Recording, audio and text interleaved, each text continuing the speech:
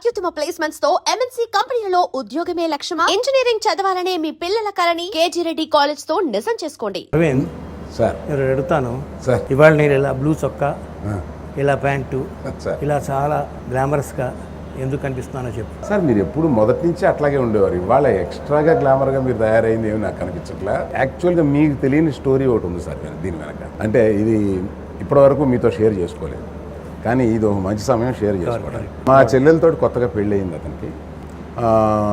Hero వేషాలు అవి బాగున్నాయి, కానీ విశ్వనాథ్ గారితో ఈయన ఒక సినిమా చేస్తే బాగుండేది అని నా మనసులో కోరిక. ఆయనకి ఎంత ఉందో తెలియదు. అప్పుడు చిరంజీవి గారి ఇంటికి వెళ్ళి మీతో పనిచేయడం అనేది ఒక పెద్ద అవకాశం కింద ఫీల్ అయ్యారు. ఫీల్ అయినప్పుడు అప్పుడు నేను చిన్న డ్రామా ఆడాను. అది ఏంటంటే మీ దగ్గరికి వచ్చి చిరంజీవి మీతో చేయాలని తాతలాడుతున్నాడని, తిరిగి చిరంజీవి గారి దగ్గరికి వెళ్ళి విశ్వనాథ్ గారు నువ్వైతే చాలా బాగుంటుందని అనుకుంటున్నారు అని చెప్పాను. ఒక హీరోగా ఉన్నవాడు తను డామినేట్ చేయాలి సినిమాలో, తనది ఎప్పుడు అప్పర్ హ్యాండ్ అన్నట్టుగా ఉంటుంది సాధారణ ఎవరికైనా అదో కోరిక. కథకుడు కూడా అలాగే తయారు చేస్తాడు. కానీ ఇతని పాత్ర ఏమవుతుందంటే అవతల వాళ్ళ చేత దెబ్బలు తిని అతను హాస్పిటల్లో ఉన్నా కూడా ఎంత బాగా జనానికి మనం శుభలేఖ ద్వారా ఏది చెప్పదలుచుకున్నామో వరకట్నాల మీద ఆ డైలాగ్స్ అన్నీ తను చెప్తాడు అక్కడ. మా మగవాళ్ళకి జరగాల్సిందేనండి ఇలాగా. మేము ఎదవలమండి. ఏ రోజు అయితే ఆడది స్వతంత్రంగా బయట తిరుగుతుందో అంతవరకు అసలు అలా మాట్లాడే మాటలు కష్టం. ఒక 2 months పాటు ఆయన ఈ కథను రాశారు. ఆయన రాయడం అంటే ఏదో పెన్ను పేపర్ తీసుకొని రాయడం కాదు. ఒక అసిస్టెంట్ డైరెక్టరు నేను కూడా ఆయనకి ఎంచుకుంటే ఒక అసిస్టెంట్ డైరెక్టర్ లాగా లెక్క. కుర్రోడు మామూలుగా నాకు తెలీదు. నేను విశ్వనాథ్ గారితో అంతకుముందు తీసిన నిర్మాతలు వాళ్ళు ఎంత దూరంలో ఉండేవాళ్ళు, ఎంత ఇదిగా ఉండేవాళ్ళు. మామూలుగా నేను ఆ కుర్రతనంతో ఏదో ఆయన మీద కొంచెం ఆయన ప్రోత్సహించేవారు. జంజాల ఇళ్ళును ఇల్లు అంటా ఉన్నా కూడా ఉన్నాయా కుర్రోడు.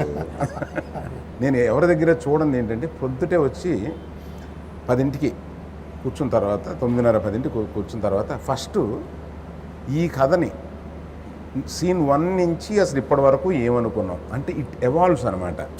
ఆయనే కూర్చుని దాన్ని అక్కడి వరకు చెప్తారు. ఇప్పుడు సీన్ 15 సీన్ 17 వరకు అయిందని అక్కడ వరకు చెప్పి ఇదయ్యా ఇప్పుడు ఏం జరుగుద్ది అంటారు అనమాట.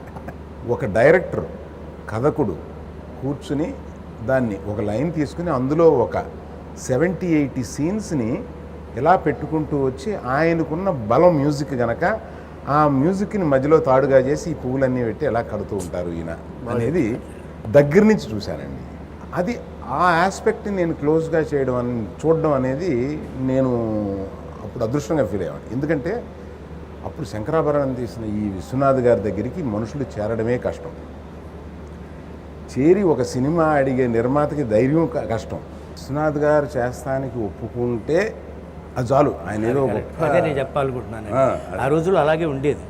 ఆయన ఒప్పుకుంటే చాలు, భగవంతుడు నాకు ఇచ్చాడా ఇది అప్పుడు రావాలంగా ఎప్పుడు అంటూ ఉండేవాడు. ఆ మాట ఎప్పుడు ఆ మాట అనేవాడు. అసలు అది చేస్తున్నారు అని అంటేనే చాలు అన్నట్టుగా ఎవరు క్వశ్చన్స్ అడిగేవారు కాదు. పెద్దగా కథ గురించి డీటెయిల్స్ అడిగేవారు కాదు. Press the bell icon for more updates. Subscribe to iDream. Subscribe to iDream. Please subscribe to iDream. Subscribe to iDream. Please subscribe to iDream. For more such videos, please subscribe to iDream. For more videos, please subscribe to iDream. And you're watching iDream Media. Please like, share and subscribe to the channel. And don't forget to subscribe to iDream. Please subscribe iDream Media. Do subscribe to iDream. Subscribe to iDream Media. Do subscribe to iDream Media. Don't forget to subscribe. Click on the button below. Don't forget to subscribe to iDream.